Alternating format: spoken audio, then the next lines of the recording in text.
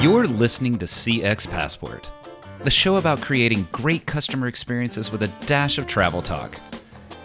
Each episode, we'll talk with our guests about great CX, travel, and just like the best journeys, explore new directions we never anticipated.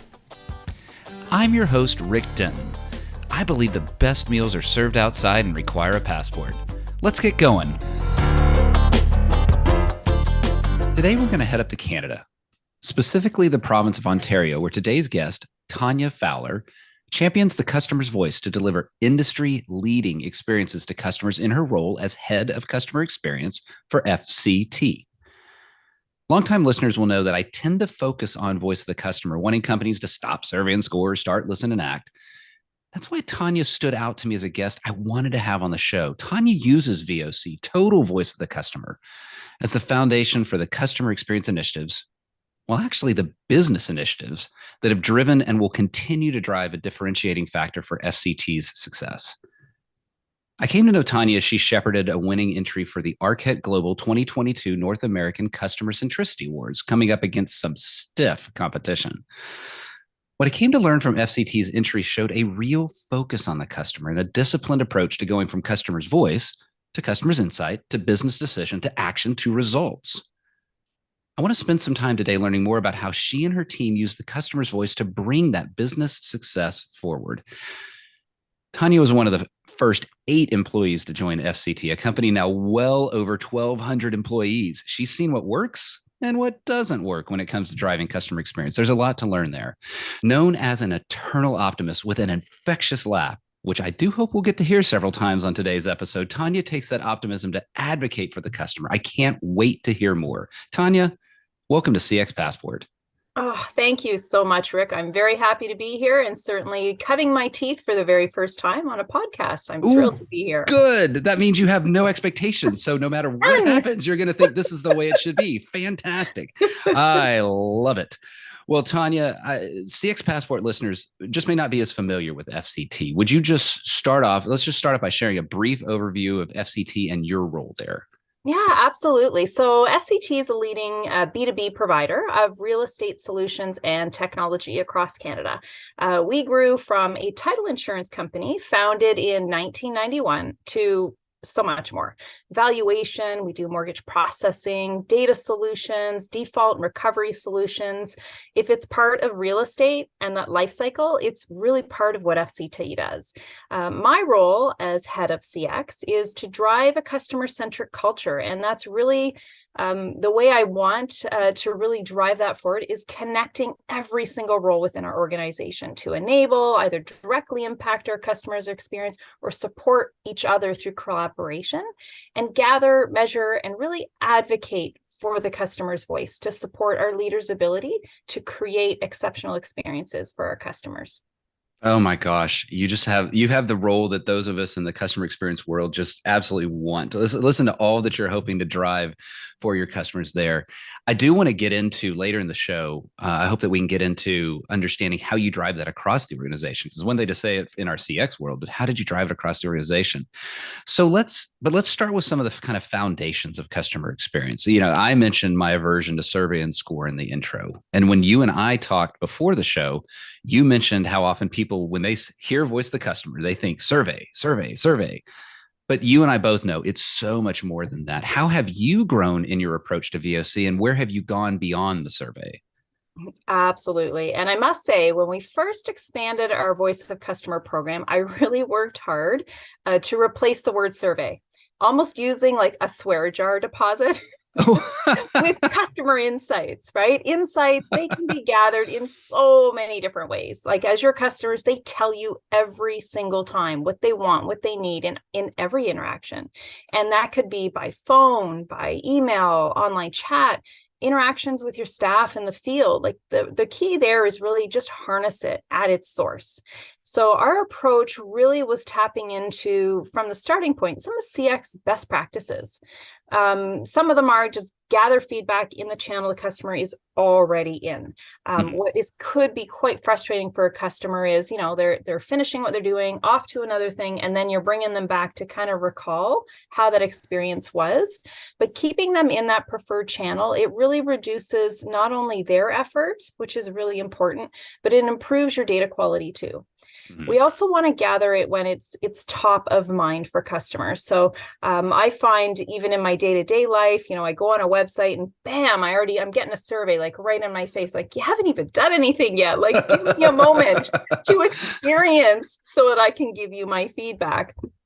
And so for there, it's really important to make sure they've completed that experience, right? You've developed this intended experience, they've experienced it. Now's the time to ask for it, not before.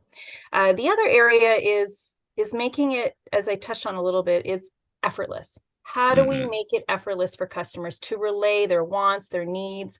And really, surveys, I find, just rely on the customer's valuable time, but you've got so much data even at your fingertips. Why would we subject them to giving greater effort when we can dive into a plethora of data that we've got that we can mine? And it really does go much deeper than surveys ever could for us. And what you get is the peak and pit moments with surveys. You're really missing those actionable insights. So what we started doing too is just asking ourselves, like, are we just looking to validate what we think we already know? We have this hypothesis. Surveys are quite good at that. Or do we really want to go deeper, right? Tap into the sentiment. What is the contextual meaning? What are the loyalty drivers that our customers are telling us? And really what we found is that gold mine of data is just really tapping into what we have. And we uncovered so much data that we would never have received if it was just through surveys. I find too, surveys are missing that sentiment, the tone. Okay. That was really missing. So you can misread a lot of written verbatim that a customer has versus hearing it firsthand. But there's no misinterpretation. When you hear them, you can hear the frustration, you can hear the emotion, you can hear, the empathy that's coming out from there. There's no mincing of words. There's no guessing or context behind it. And for there, it's like kind of leapfrogging, so you don't have to speculate or spend a lot of time or dialogue even with your stakeholders. It is what it is. Here's where we're hearing it. You're left with, there is no reason why we can't just jump in action to resolve some of those issues. This is your captain speaking. I want to thank you for listening to CX Passport today. We've now reached our cruising altitude, so I'll turn that seatbelt sign off. While you're getting comfortable, hit that follow or subscribe button on your favorite podcast app so you'll never miss an episode. Love it if you'd tell a friend about CX Passport. Leave a review so others can discover the show as well. Now, sit back and enjoy the rest of the episode. Oh my gosh. Okay, so you said encapsulated in like 5 to 6 minutes there of like almost the Bible of customer experience and voice of the customer. It's amazing how much is packed into that little nugget there. One of the things that I'm curious about when you talked about there is you talked about all the different data that exists and all that's out there. And I think a lot of companies are in that same situation of we have a ton of customer information. So how did you go from, call it data or information, into insights, being able to bridge across all of those different sources? It started really with baby steps. So, number one, data accuracy is very important. So we would go into certain areas and look for the accuracy behind it. But I find as well, just matching back and forth, right? How long has a customer been with us? What is it we're hearing from them? Just being able to put more context in behind it. The opportunity for us is just not actioning anecdotal. Like I find our staff are amazing at listening, hearing, and taking action, but not necessarily the most impactful areas for customers because it was too anecdotal. Okay. So that's what we were doing, is just really looking across all of those different forums that we had access to, and then making sure it was creating a good statistical analysis to really help us understand, are we going to hit the mark here at the highest impact with the lowest effort, or is it the reverse, right? We're hitting on things that are the lowest impact to customers, but have a high effort, which is just going to really clog your wheel of productivity as well.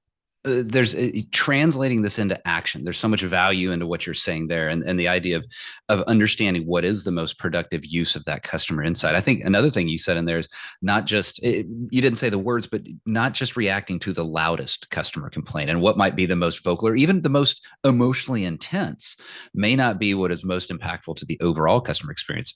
Maybe you want to restore the relationship of that one customer, but that doesn't mean that there's some massive corporate challenge that needs to be handled. And so actually that drives me to the next thought. And that is, we talk about the global kind of this understanding of customer starts with voice of the customer. And so how do you bring, because you're talking about bringing this into business decisions, actual business decisions. So how are you bringing the actual customer voice into FCT? And then how are you having that influence those decisions that you're describing? Yeah, so one of our main CX principles that we have is, and it sounds very cliche, but it's putting ourselves in the shoes of our customers. Mm-hmm. So what do we mean by that? And what we mean by that is we've really taught within our CX training program, we've taught the importance of perspective.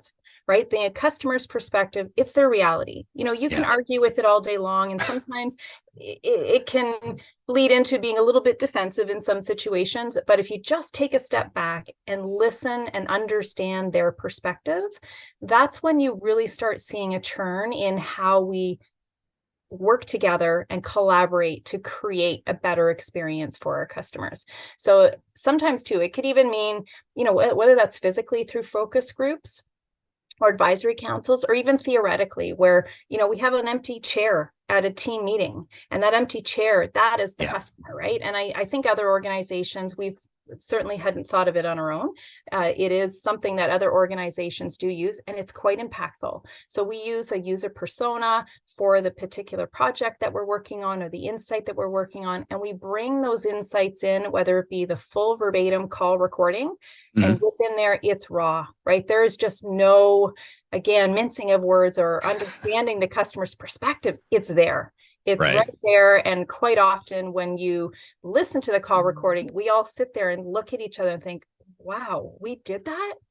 How could we? Right? But it's a great way to unite us as well with that common goal of, we heard this, we're not good with it. We wouldn't accept that as ourselves, as the customer being in their shoes. So how do we rally together to make sure that we're improving that experience for our customers?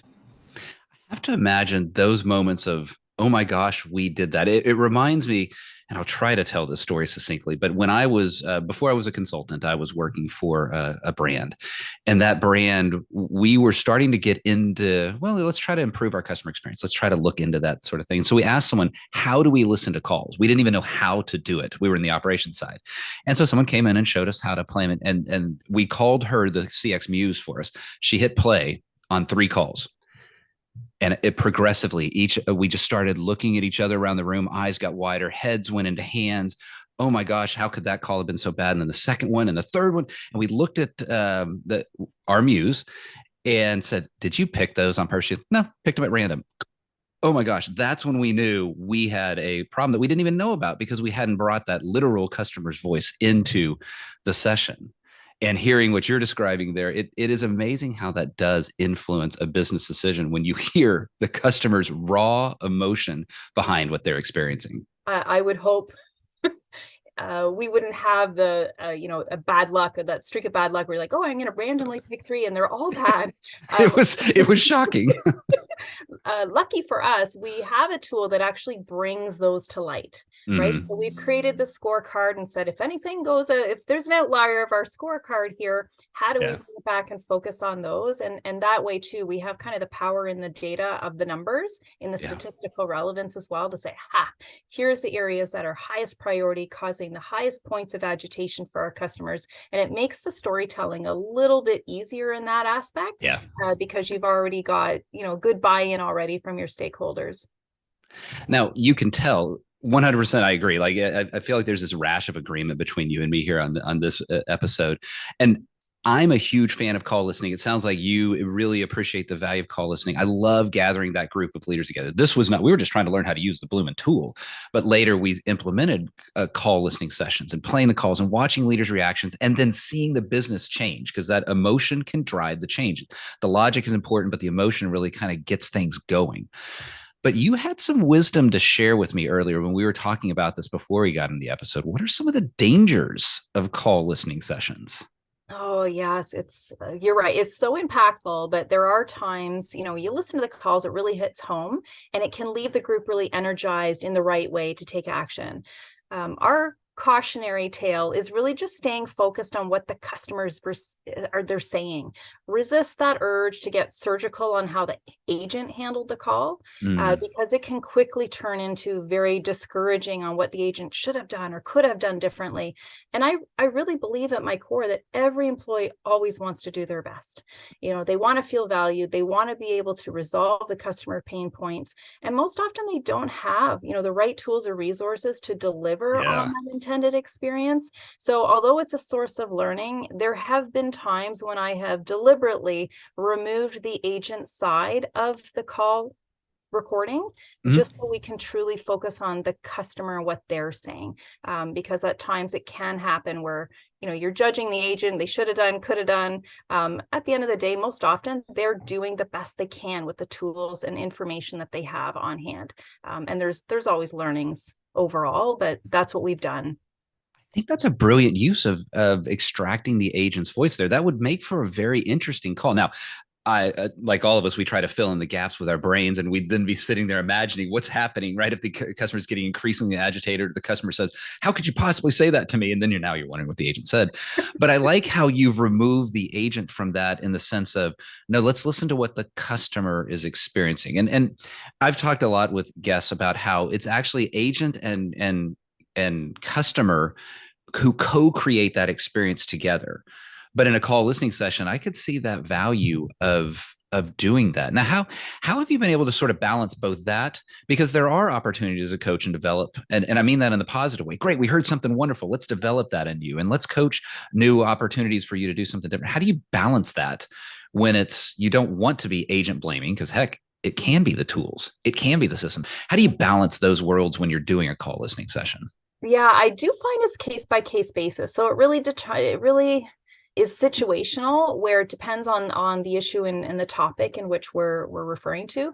But sometimes too, you can leave in part of what the agent's saying. So, one example is, there was a technology issue and the agents were all provided with the script in which Mm, they could respond to, and it wasn't resolving it. And there was just some confusion there on why it wasn't resolved. So immediately we're listening to the customer call, and in there, I did leave in the agent gave the prescriptive script, and it was able to showcase to us that they needed to go beyond the script a little yeah. bit, and not necessarily stay. So the agent did all the right things, but the outcome wasn't exactly as we had depicted. And we still had an issue. The resolution that the agent was provided to give to the customer was not solving the customer's pain point.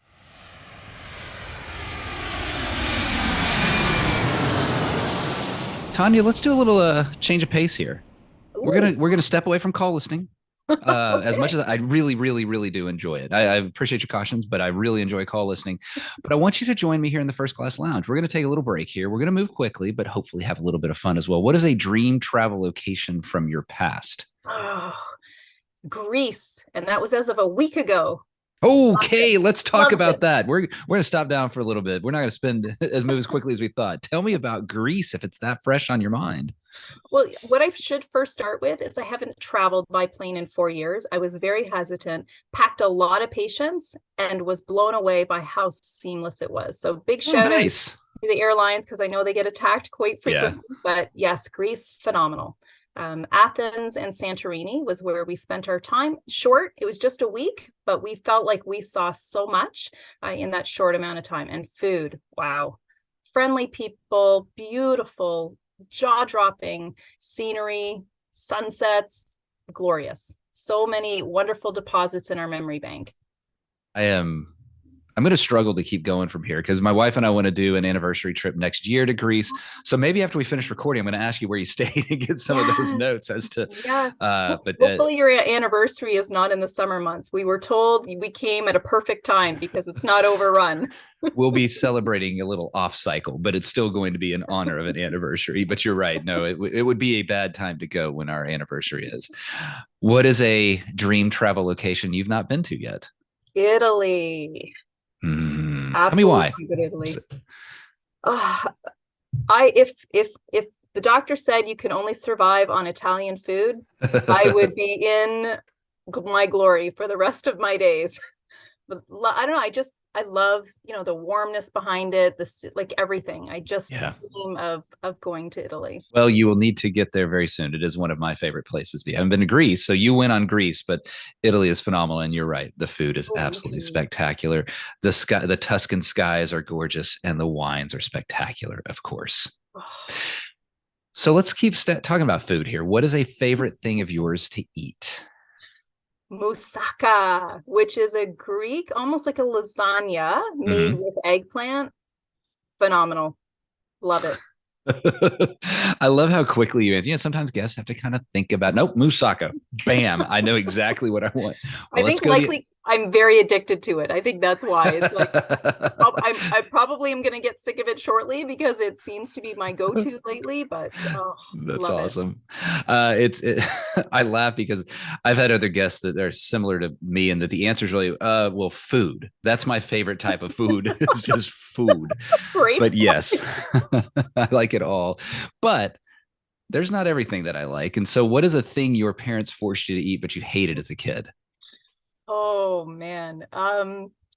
Lumpy hot cereal that my brother was in charge of making for breakfast. And if you didn't finish it, it would go back in the fridge and you got to eat it the next day. Oh gosh, that sounds horrible. Oh yes, very traumatic. I've never touched it since. It's called Red River cereal, and I took a photo in the grocery store recently and sent it to my brother. I'm like, can you believe they still make this stuff? Lumpy, anything that has the word lumpy in the description probably is just not. You and I are clearly not marketers if we're talking about food here. Let's close out the first class lounge with a travel. What is one travel item, not including your phone, that you will not leave home without? I would say it's not really an object. It's more of like a learner's heart. Because typically when I travel, like I just want to absorb like the culture and what they're doing. And I think this is why too, my parents are like, oh, you got to go on a cruise, you got to go. I'm like, but they take you to just only the touristy areas. Like I want to immerse myself in the people, the culture, the food, experience how they live. Like that's what I'd want to do. So I'd have to say a learner's heart is always what I pack.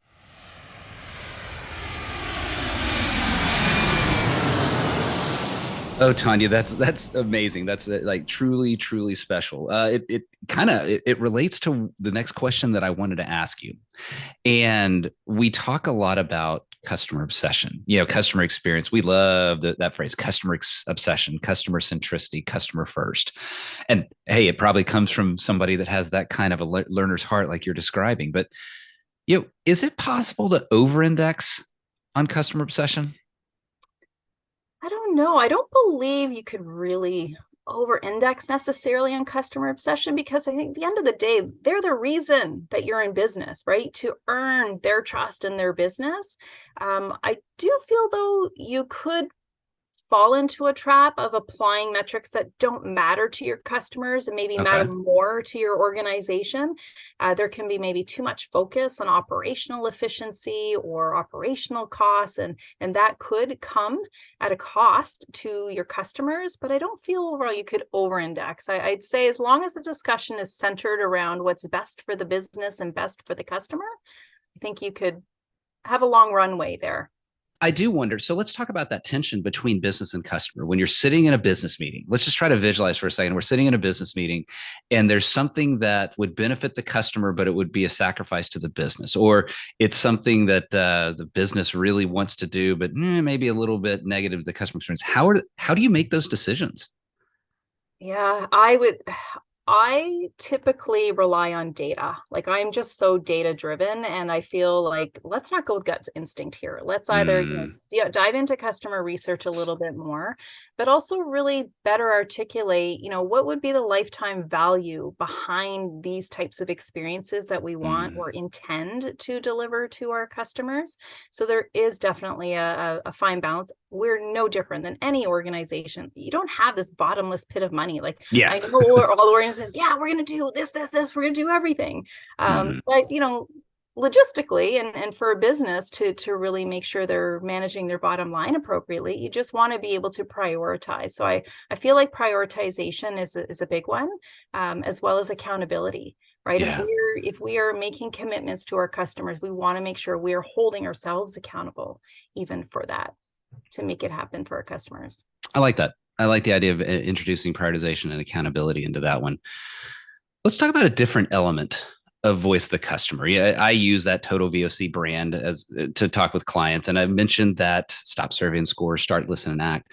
But it goes beyond that, and I know it's a piece that's particularly important to you. It's listen and act and engage employee experience. And so using voice of the customer to celebrate, inspire, and coach, that's key for FCT as you've described it to me. How do you go about doing that, using voice of the customer to really build employee experience? Yeah, that's great. Like I would say there's three key ways that we do it. So one is, once employees really understand how their role either supports, enables, or directly impacts the customer experience, they're definitely more engaged. It's no longer it's an activity and a checkbox, but I have meaning, my role has meaning, and the organization's prioritizing customer experience, and this is how I fit in. That already will start creating kind of that motivation behind doing what's right for our customers. But we also have a great background really built into our culture around listening to understand, not listen to respond, but really listen to understand. And there's a big difference between the two. As we talked about, that can be a highly emotional state. And we got to resist the urge there to justify what is the root cause, why did this happen, and justifying why it happened, and really kind of take a step back and relook at it through the lens of the customer who don't have our processes mapped out, or the behind the scenes. The behind the scenes is it's not on stage for them, right? They don't care about that. It's like, what's on stage, what can I see? That's where we want to really make it happen. Because as I mentioned, their perspective is their reality. And once we see it from their lens and we can apply, the empathy, I really feel like that's where the opportunities to take action really happen. What we've also done is created like a decisioning tree for for our employees as well. So here is the issue. How do I go about taking action on it? So I need to understand who the stakeholders are. I need to understand some of the risk elements behind the decision or the idea that I have that I want to implement. So it really comes down to key collaboration. And making sure, I think really important, is highlighting your success. We just beat on, opportunity, we need to do this better. Like, that's not going to go anywhere. We really want to make sure that we're highlighting the success, because in success is a plethora of learning. And if we know what we're doing right and we can continue to emulate what we're doing right, we're only going to get better and better at it. How do y'all go about celebrating that success? What are some of the tactical things, or even some stories? If you've got some delightful stories to share, but just share with the listeners some ideas around celebrating. Because I think, to your point, we focus on root cause, we focus on blame, we try to fix. I think the celebration's under-indexed. And so how have you successfully brought in celebration around voice of the customer and just customer in general? Yeah, we have a phenomenal rewards and recognition program. But one of the key ways that I've seen really move the dial is having our CEO or our president read out these customer testimonials, reading out the customer insights, and reading them out at these town hall. We call them town halls, but internal meetings that we have. That has been very impactful. We also do a lot of kind of storyboarding within the organization. So we have posters, we've got a variety of different communication methods that we utilize as well. And then our rewards program is a points-based system. So making sure we're recognizing those key behaviors that the employee is delivering on, and calling those out. How do those key CX principles tie into what the employee took action on, and being able to continue to do that? Because of course, other employees are like, well, of course Rick did that. Rick always thinks of those things. He's great all around. Right. But if we're focusing on what are the key attributes that Rick did to make that happen, that is power. It's absolutely motivating. Yeah. There's some brilliance to that. Almost okay, so maybe you don't know how to make the entire entree, but here are the ingredients, and you can start to put those ingredients together. I absolutely like that. And the idea of town halls is something that I have been both involved in creating, but also as an employee being impacted. As working inside of a home equity business, you wouldn't expect to have customer stories that make you cry. There are customer stories that made me cry like a baby and at some of the town halls because they're so beautiful what people were able to do. And it motivated me, even though I was, of course, in the customer experience side. But for those that didn't, you're just motivated around great home equity. It can help and change people's lives. And again, we're talking about a financial product and people are just bawling. So there's such value in doing that. We had one today. It was so phenomenal. So our CEO read it out, but similar where, if you're doing a transaction day after day after day, you're just pumping out transactions, processing them. It's hard sometimes to imagine there's a human on the other side of it. And the work that you're doing has that human connection, and you may not even recognize it. But we did have a situation where a customer read out exactly what their client was challenged with and why they came to us for assistance. So we were just doing what we were asked to do. When she then brought in the whole human interaction component, like, this client was, rationing her meals, had just lost her husband, like you name it, like this poor woman, and the delight in how fast we were able to do the work that we needed to do so that the bank could then lend her the money that she needed made the world of difference in this woman's life. And, the employee who helped make that happen saw it with a new lens, like, wow, I really did make a difference. Yeah. Oh gosh, so beautiful. It is interesting how financial services or the real estate space or that kind of stuff, we tend to think, oh, well, it's just money. It's just that there's so much heart in there that, money is not really, and real estate isn't necessarily a logical thing. It's often driven by emotion. And there's great stories in there. If a company chooses to do, like you're describing how FCT did. Tanya, I'm shocked. We're out of time. It always happens. I'm looking at that. But there's one question that I do want to ask. So let's close out with that. What is next for FCT around customer experience? You and I are recording this in December. There's a Christmas tree in your background there that I see. You talked about snow. You're wearing a red sweater. It is Christmas and it is the end of the year. But what's 2023 got? Where's the focus going to be for FCT and customer experience in 2023 and beyond? Yeah, so we are continuing to focus and celebrate on some of the successes that we've had so that we can emulate them and bring them into 2023. For me, it's really correlating the employee experience to our customers' experience much more deeply. I feel like we're really just scratching the surface there. And I'm so passionate about customer experience and employee experience coming together to make sure that those exceptional experiences that we design and to make sure that those happen. I just feel like as soon as employees feel the value that they deliver to the customers day to day, the sky's the limit. Employees will take care of your customers each and every time. Oh, man. That's a perfect way to close. There we are. We have just closed on a wonderful phrase. I love it. How can people get in touch with you to learn more? I mean, you've got such a heart for the customers. Clearly, this focus on customer experience. How can people get in touch with you to learn more about you and your approach to customer experience and about FCT? Yeah, I would say LinkedIn is best. I love broadening my network. And especially, if you want to talk CX, get ready. I will be there with my caffeine and ready to listen and learn and grow. I feel like connecting with a lot of CX professionals not only pushes me and to be better, but also just the sharing and collaboration, because it's such a unique and special career path for many to get into. So LinkedIn would be the best. I would be thrilled and open to broadening my network. Awesome. Well, I will get your LinkedIn URL into the show notes. Listeners, just scroll down, click the link, and you can have a conversation with Tanya. Tanya, thanks so much today. I loved hearing about the focus on voice of the customer. I loved, hearing how much the customer matters, but also how much that matters in creating the employee experience that you want to create. And in fact, how that's driving 2023. And I really kind of loved the idea of the swear jar when it comes to the word survey, right? Starting from the beginning in the swear jar. Brilliant insights you shared with me today, Tanya, and the listeners. I loved every bit of it. Thank you so much for being on CX Passport. Thank you so much for having me. Thanks for joining us this week on CX Passport. Make sure to visit our website, cxpassport.com, where you can hit subscribe so you'll never miss a show. While you're at it, you can check out the rest of the EX for CX website. If you're looking to get real about customer experience, EX for CX is available to help you increase revenue by starting to listen to your customers and create great experiences for every customer, every time. Thanks for listening to CX Passport, and be sure to tune in for our next episode. Until next time, I'm Rick Denton, and I believe the best meals are served outside and require a passport.